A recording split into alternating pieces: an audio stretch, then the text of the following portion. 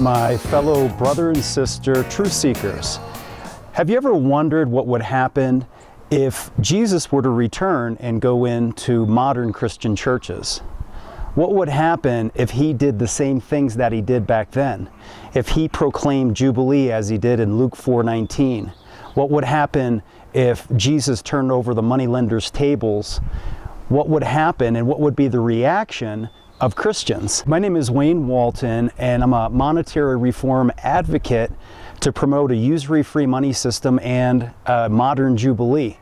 I actually have been going to local churches and Bible studies and doing these things. And I've been challenging Christians to think differently about monetary reform because they're nearly completely ignorant about how the Bible is an economic plan for a perfect economy. You see, our Creator is an engineer who created the Fibonacci sequence or the golden mean. He created the heavens and the earth, and everything moves perfectly in nature.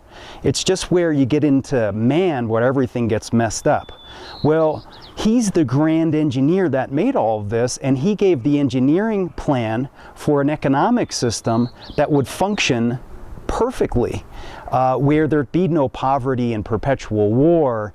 There'd be no homelessness. In fact, the American Indians implemented a system that was similar to it because they recognized that God owned the land, and they had a money system which had no usury and it had no monopoly, called wampum. Well, their money system created a society where there was no homelessness, there was no hunger, there was no rich and poor, there's no massive economic disparity. There wasn't massive supplies of money just to fund war and no money to finance the peace and education. Well, this economic system is actually found in the Bible, and it's paramount that we use it because by serving this money system, we're actually all borrowers who are servants to the lenders. The money lenders, earthly gods like pharaohs.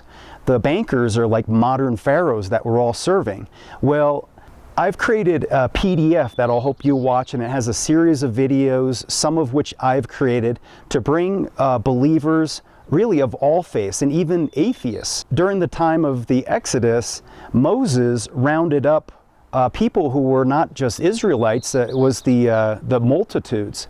Anybody with half a brain should recognize that this existing system is entirely corrupt, and we need a change in the architecture, a change in the foundation. And what that really is that right now, because we're serving earthly gods, we're being disobedient and actually adulterous to the Creator. And this creates a situation where we're in rebellion.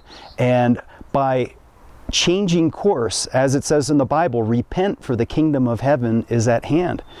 The kingdom of heaven is right here. You see it in nature. It's beautiful. It's marvelous when you're out there, and you come back into civilization and things kind of go backward. There's 6 empty houses for every homeless person.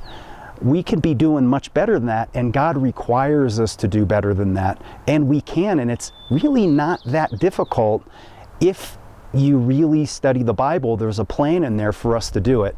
It actually gives us a tipping point of 144,000. That means everybody that wants to leave Egyptian or Babylonian captivity can do so. They just have to follow God's plan instead of man's plan. Another explanation of the same paradigm is the parable of the wheat and the tares. The tares are those who grew up and they look like wheat, but when they came to fruition, they didn't flower. Well, as the tares, we get set aside, but as the wheat, we are the harvest of God that comes to fruition into the fullness of the belief and faithfulness in God. This is a call out. If you understand what I'm talking about, or you just have an inkling of curiosity, please pursue the truth and watch some of these videos and this teaching, and it'll bring you to a solution. It'll bring you to a conclusion where we absolutely, positively can change the course of the world. We've come to a point in time where we are absolutely positive that we can fix everything just by changing the money, having a jubilee, and returning the land to the people, I beseech you, please, please, please investigate what I'm saying, because I'm talking to you from my soul right now. I guarantee you victory.